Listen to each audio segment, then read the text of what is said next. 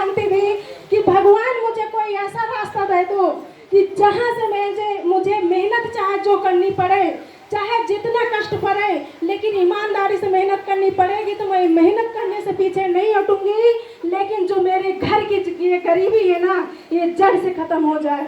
यही चीज़ मैंने सोची थी और सोच के मैंने, कहते नहीं, जब मैंने शुरुआत किया तो मुझे जब ये मीटिंग देखने का मौका मिला तो मीटिंग मैंने देखी, जैसे आप सब लोग देख रहे हैं ऐसे मैं भी देखी थी। और देखने के बाद मुझे सब कुछ तो समझ में आया, लेकिन ये लाखों रुपया समझ में नहीं आया।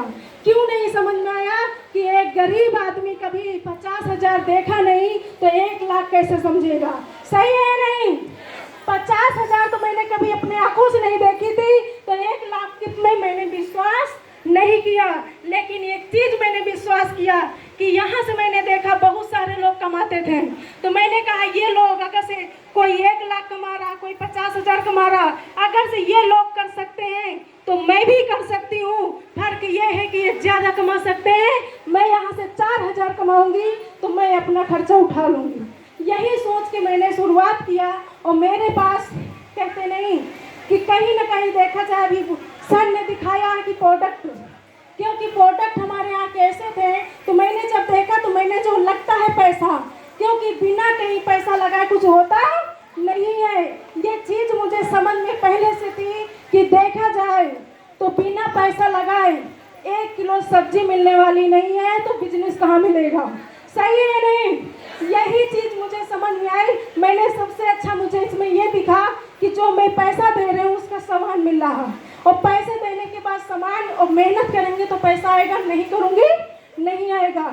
मैंने कहा मेहनत तो मैं वहाँ करती हूँ, लेकिन सच बताएं, जब गरीबी होती है ना, तो आप किसी के दरवाजे जाते हैं तो लोग इज्जत नहीं देते।